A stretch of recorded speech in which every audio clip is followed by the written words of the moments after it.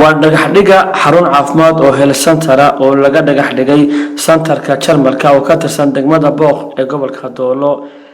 munaasabad lagu dhagax dhigay xaruntan caafimaad waxaa ka soo qayb galay gudoomiyaha xogeenka degmada Booq Sheekh Ismaaciil Ilayo oo ka socday hay'adda Carraweyn Foundation oo ka howlgasha gobolada Cayn iyo Doolo Oqaasha waxa garadka iyo bulshada ku noqon deegaankaasi Jarmalka.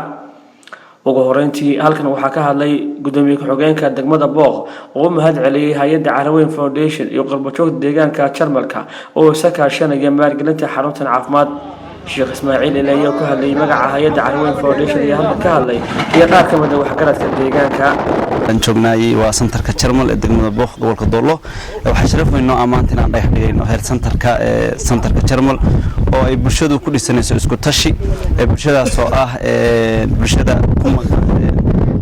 dibadda ama loo yaqaan qurbo joogta jaaliyada santarka Jarmal iyo Carraweyn Foundation isa kaashanayaan. runtii waan bogaadinaynaa ka maamul ahaan iyo ka xisbar waaq ahaan waxaan aad u takiidinaynaa cid kasta oo isku tashi ku qabanaysa. waxa kale oo iyana xusid mudan isla santarkan Jarmal maanta joognaa oo dhex dhigaynaa heer santarka inay qodanayaan ceelkaas isaguna isku tashi ah oo ay ku baxayso malaayiin bir.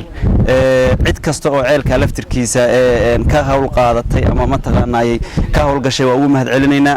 waxaan rabnaa ugu dambeyn ka maamul ahaan inaan u mahad celino qurbo joogta santarka Jarmal iyo Carraweyn Foundation oo runtii dhexda marada ugu xidhay sidii deegaanadan ay ka soo jeedaan ay horumar u gaari lahaayeen haday tahay waxbarashada haday tahay caafimaadka iyo biyahaba.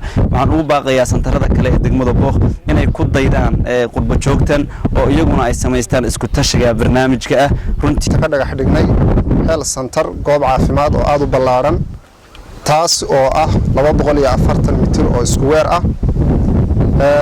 waxaa fulinaya mashruucaas qurbo joogta deegaanka ama santarka Jarmal iyo ururka Carraweyn Foundation oo isaguna garab ka siinaya sidii deegaankaas u heli lahaa goob caafimaad oo bugtadooda iyo hooyooyinka iyo umulaya lagu daryeelo.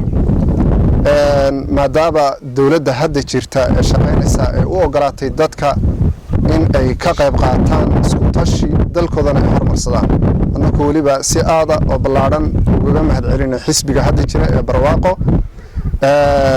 waxaan rajeynaynaa cid kastoo muxsiniina deegaankan waxaa ka socda horumar aad u fara badan oo ballaaran oo ceelbiyood leh oo sagana aan baadhnay deegaanka dadka u dhashay qurbo joogta taasoo mashaariicood iyo kuwa kale oo badan oo la rajeynayaba dawladda iyo muxsiniinta iyo cid kasta oo khayriyaba waxaan ka rajeynaynaa inay horumarka nagala qayb qaadato naguna taageerto.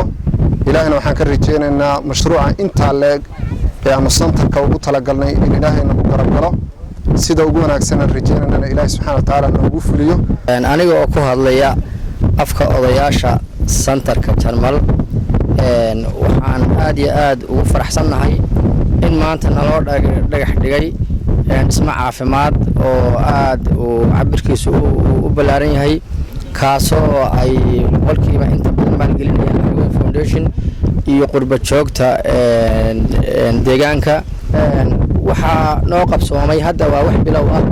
waxaanu rajaynaynaa waxa dhismahan ku baxaya waa wax fara badan in ay ka soo qayb galaan intii hadda aan ka qayb galin ee ay qusayso barnaamijkan ehel u ah sida dawladda deegaanka oo kale siiba degmada Booq inay warkaya gudbiyaan wixii halka ka dhiman doorkooda ay ka qaataan.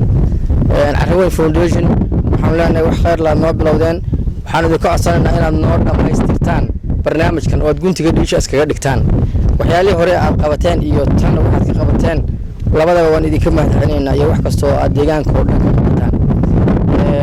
waxaa kale oo aan leeyahay dadka deegaanka ee anigu aan ka mid ahay afka odayaasha ku hadlaya iyo inta ay garab taagan dhammaanteedna xil baa naga saaran dhismaha ka qaybgalkiisa iyo qaabilaadiisa iyo qorshe kasta uu leeyahay in aynu soo dhaweyno. kale bartamaha magaalada Jarmalka waxaa laga dhagax dhigay goolad weyn oo eesa taas oo kor u qaadaysa bilicda isla markaana baabuurtu kala wareegayaan. waxaana si weyn u soo dhaweeyay bulshada ku nool deegaankaasi Jarmal. وعلي عثمان سعد الجر ورك راديو تلفزيون SBC deegaanka Jarmalka ee gobolka Doolo.